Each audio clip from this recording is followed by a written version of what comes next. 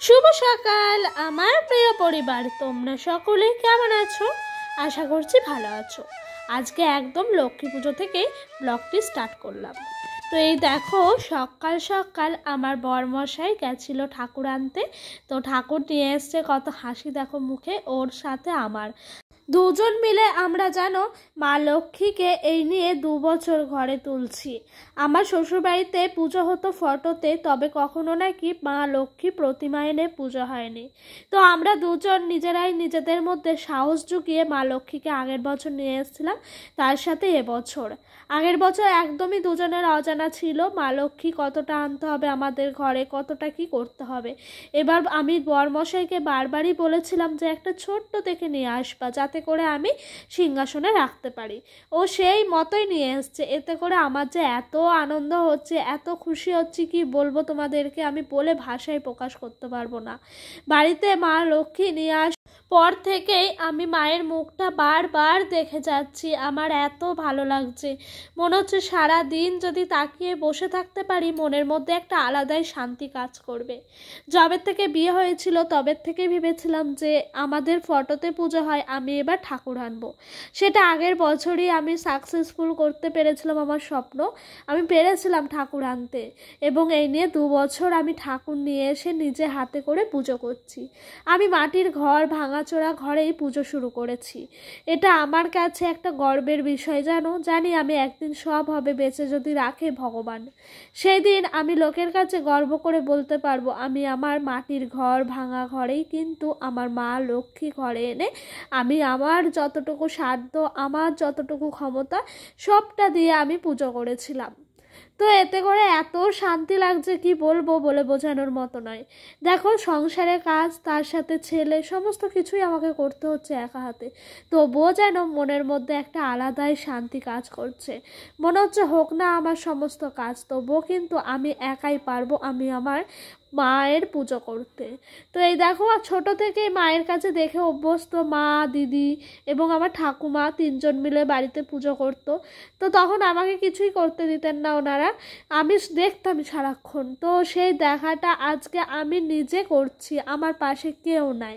তো আমার শাশুড়ি মা শুধু নাকি নারকেলের নাড়ু করে ঠাকুরের সামনে ফল কেটে পুজো দিতেন, যেহেতু পিকচারে হতো, কোনো ব্রাহ্মণ পুরোহিত আনা হতো না।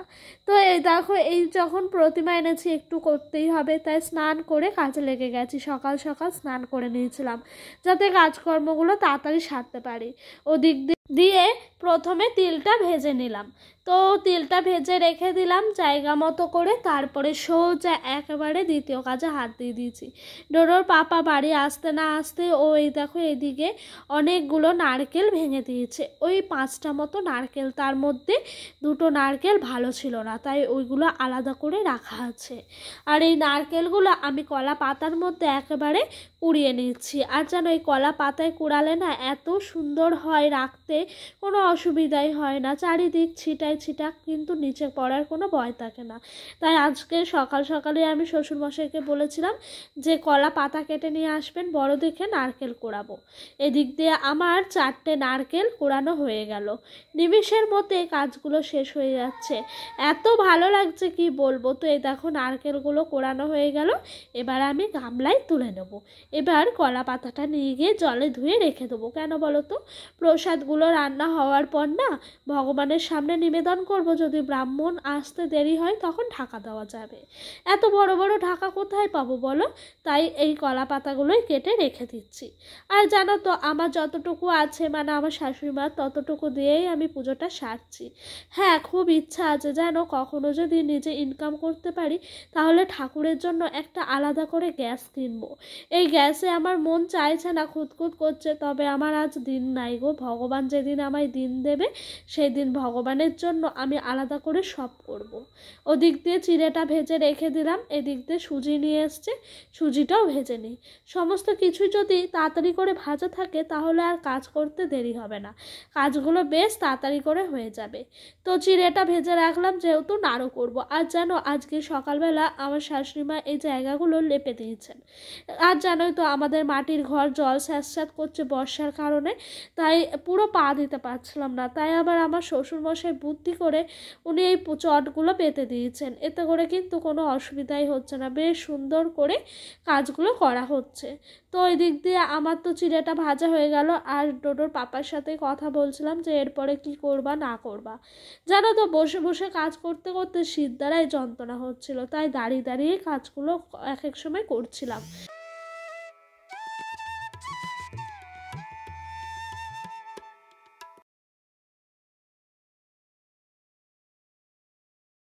তো ওই দিক দিয়ে আমার সমস্ত কিছুই ভাজা হলো। এতক্ষণে নারকেলগুলো পাক দিয়ে দিয়েছি, এখন করছি সাদা নাড়ু, মানে চিনি দিয়ে করছি জানো।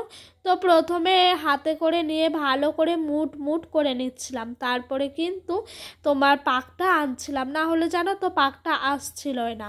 আর আমি জানি নাড়ু করার প্রথমে হাতে করে দু হাতে ভালো করে মুট মুট করে নিলে পরে তোমার নাড়ুটা খুব সুন্দরভাবে শক্ত হয়। যদি কোনো রকম পাক দিয়ে রেখে দেওয়া হয় না, তাহলে নাড়ুটা সেপে আসে না। আর আমি বড় বড় নাড়ু করছিলাম, আমাদের এখানে আবার সকলের প্রিয় ছোট ছোট নাড়ু, তাই আমার শ্বশুরমশাই বলছে এই নাড়ু সাইজটা একদম ঠিক করেছো, ওই রকম করেই করো। তো এরকম করেই করছিলাম। হয়ে গেল দু রকম নারকেলের নাড়ু, দেখতে পাচ্ছ সাদা থালাটাই রাখা আছে। একটা হলো কালো নাড়ু, একটা হলো সাদা নাড়ু। কালো নাড়ুটা এত পাক দিয়ে দিয়েছি কালারটাই পাল্টে গেছে, কেউ কেউ দেখে বলছিল কালো জাম। যাই হোক, ওই দিক দিয়ে আমি আর আমার শ্বশুর দুজন মিলে আজ উপোস আছি, তাই দুজন মিলেই নাড়ুটা পাকাচ্ছি। উনি করতেন, বলে শাশুড়ি মার তো শরীর খারাপ ছিল অনেক আগের থেকে, শাশুড়ি মা যখন পারতেন না তখন দুজন মিলেই করতেন। তাই আমাকে বলছে তুমি যখন একা একা করছো এত সময় লাগছে, থাক তুমিও করো আমিও করি, তাহলে তাড়াতাড়ি কাজটা এগিয়ে যাবে। তাই ওনাকে বললাম ঠিক আছে করেন। আর এই দেখো এই দিক দিয়ে নাড়ু টাড়ু সব হয়ে গেল, তিলের নাড়ু হয়ে গেছে, চিড়ের নাড়ু হয়ে গেছে। তো এই দিক দিয়ে আবার আমি জানো তো এই যে লুচিটি করতে চলে এসেছি, পুরো ময়দা দিয়ে করেছি, আর তার সাথে চিনি নুন কিছু দিনই শুধু তেল দিয়ে ময়াম দিয়েছি। এই করেই কিন্তু লুচিগুলো ফুলকো ফুলকো করে ভেজে নিচ্ছিলাম। আর জানো তো বাড়িতে সবাই বলছিল খুব বড় করবা না লুচি, আবার খুব ছোটও করবা না, মোটামুটি একটা সাইজ রাখবা যাতে করে পাতায় ধরে। মানে আমাদের এখানে জানো তো বাড়ি বাড়ি সবাই সকলের বাড়িতে প্রসাদ খেতে যায়, যেমন ধরো আমি অন্যের বাড়ি যে অন্যরা আমার বাড়ি আসে, তাই বলছিল তাহলে পাতায় আবার জায়গা হবে না, তার জন্য ওই রকম করেই করছিলাম। এদিক দিয়ে মোটামুটি কাজ গোছানো হয়ে গেছে, মানে তোমার লুচি সুজি সমস্ত কিছুই করা হয়ে গেছে। তারপর সোজা ঘরে এলাম, এসে আমি বসে পড়েছি তোমার ফলগুলো বানানোর জন্য। তো এইদিকে দেখো ডোডোর পাপা অনেক ফল নিয়ে এসছে, তো আমি বললাম প্রথমে এত ফল কাটার দরকার নেই, অল্প অল্প করে ফল কাটবো আর পুজোয় দেবো, তারপর যদি লাগে মানে অনেকে ধরো পরে যদি আসে তখন আবার ফল কেটে দেওয়া যাবে। তো এই কম কম করে কেটেও যেন লাস্টে ফল অনেক ফেলা গেছে, তাই আমাকে শাশুড়ি মা বলছে দিয়েছো কম, আরেকটু কম যদি দিতে ভালো হতো। আমি যে তাহলে আবার থালাটা ফাঁকা লাগতো, দেখতেও ভালো লাগতো না। আবার আমার শ্বশুরমশাই দেখো কি সুন্দর এই ঠাকুরটি যেখানে রাখবো তার চারিদিক আগের দিন লেপে দিয়েছিলেন, এতে করে ভীষণ ভালো লাগছে দেখতে। ইচ্ছে ছিল যে জানো তো সেই লালের রঙিন রঙিন ছাপা ছাপা আর্ট পেপার আছে না, সেইগুলো দিয়ে দেবো, কিন্তু সময়ের অভাবে এত তাড়াহুড়ার মধ্যে কাজ করা হয়েছে, তার জন্য আর দেওয়া হয়নি। আর জানো আমাদের ঘর এত টাইম ভিজে আলপনাও ঠিকঠাকভাবে দেওয়া হচ্ছিল না, তাই লক্ষ্মীর পায়েকে আমি রেখে দিয়েছিলাম। না হলে জানো খুব ইচ্ছে ছিল সুন্দর করে একটা ফুল আঁকবো, এঁকে ঘরটি বসাবো, সব কিছু করবো, কিন্তু ইচ্ছেটা তো আর সবসময় জানো তো সাধ দেয় না। ভগবান হয়তো সবসময় চায় না যে সব কিছু সমানভাবে পূরণ হোক, তাই চাওয়া পাওয়াগুলো একটু অসম্পূর্ণই থাক। যাই হোক, তোমাদের সঙ্গে কথা বলতে বলতে ওইদিকে দেখেছো ঠাকুরের সমস্ত কিছু আমার হয়ে গেছে। তো ওইদিকে প্রথমে তো নাড়ু টাড়ু করে নিলাম, তারপরে এইদিকে ফলগুলো কেটে নিয়েছি, তারপর ঝটপট করে ঠাকুরের এখানে সমস্ত কিছু ঠিকঠাক করে নিচ্ছি। আরেকবারও চোখ বুলিয়ে দেখে নিচ্ছি দশকর্মার জিনিস ঠিক আছে কি না, তারপরে সমস্ত কিছু। তো গুছাতে গুছাতে ঠাকুর মশাই আমার দুয়ারে চলে এসছেন, আমি যেন আর হয়ে উঠতে পারিনি, শাড়ি টাড়িও পরতে পারিনি, তো হাত ছাড়াও করলাম না। উনি যেহেতু চলে এসছেন আমি বললাম ঠিক আছে এভাবে আমি পুজোটা দিয়ে নিই, তারপরে না হয় একটু রেডি হওয়া যাবে। তো উনি এই দেখো এসে প্রথমে পুজো করছিলেন। তো এই দিক দিয়ে আমার এক ভাইপো ভিডিও করছে বলে ওনাকে বলছে যে ইউটিউবে ছাড়বা নাকি, এইসবই কথাবার্তা বলছিল, আর উনি পুজোটা করে নিলেন। তো এই দেখো লক্ষ্মী পুজোর জানো তো তাড়াহুড়ার মধ্যে, লক্ষ্মী পুজো মানে ব্রাহ্মণ বসবে আর উঠবে, সেরকমটাই হয়েছে। উনি মানে 10 মিনিট 15 মিনিটের মধ্যে পুজো সেরে দিয়েছে। আর এই ব্রাহ্মণই আমাদের পাড়ার সমস্ত পুজোগুলো করেছেন। তো এনাকে আমাদের আজ ভাগ্যে ছিল দেওয়া, জানো, অন্য একটি ব্রাহ্মণ ঠিক করা ছিল। উনি আবার ফোন করে বললেন অনেক রাত হবে। তো আমাদের এক দেওর পাশের বাড়ি, তো গেল, রাস্তায় দাঁড়িয়ে ছিল। তো এই ব্রাহ্মণ বাইক নিয়ে যাচ্ছিল, ওনাকে বলছে আমাদের একটু পুজোটা করে দেবে দাদা, খুব তাড়াহুড়া আছে, বাড়িতে ছোট বাচ্চা আছে। তো ওই দেওরের দাদারও মেয়ে আছে, আমারও ছেলে আছে, সেই জন্য উনি রিকোয়েস্ট করে তো নিয়ে এসছে। তো উনি ওনাদের বাড়িতে করিয়েছে, তারপরে ব্রাহ্মণ আমাদের বাড়িতে পাঠিয়ে দিয়েছিল যাতে আমাদের পুজোটাও করে দেয়। তো তারপরে আর কি পরপর হতে লেগেছে, জানো, মানে শেষ থেকে শুরু হয়েছে, একদম শেষ থেকে প্রথম অবধি শেষ হয়েছে। তো সবারই মোটামুটি পুজোটা হলো খুব তাড়াতাড়ির মধ্যে। পাড়ার সমস্ত সকলে খুবই খুশি। আর যেন খুব টেনশন করছিলাম, আমি ফলটা কাটছি, তখন পাশের বাড়িতে পুজো করছে, তখনই সবাই বলছিল তাড়াতাড়ি করো বাড়িতে, না হলে কিন্তু চলে আসবে, হয়তো তোমার পুজোটা হবে না, আবার অন্য বাড়িতে চলে যাবে, তখন আর ব্রাহ্মণ পাবে না, খুব মুশকিল আর ব্রাহ্মণ জোগাড় করা। তো আমি যেন ঠাকুরও আছে, সমস্ত কিছু জোগাড় করে দিয়েছে।